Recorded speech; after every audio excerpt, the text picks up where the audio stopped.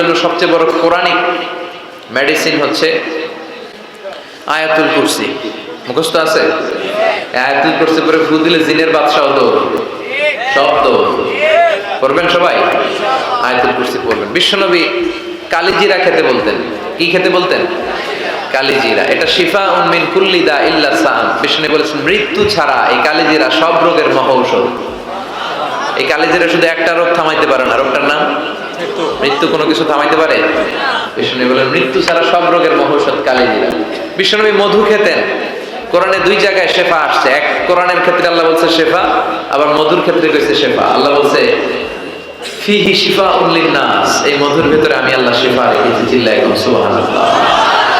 এই মধু খাবেন, কালিজিরা খাবেন, জাইতুনের তেল মালিশ করবেন, 3 জাইতুন খাবেন, ফ্রেশ সালাদ খাবেন, ফলমূল খাবেন, গোশত জাতীয় আইটেম কম খাবেন। দেখবেন বিশ্বনবীর এই পন্থাগুলো মেনে চললে একজন লোক এমনি সুস্থ থাকতে পারে। ঠিক কি না?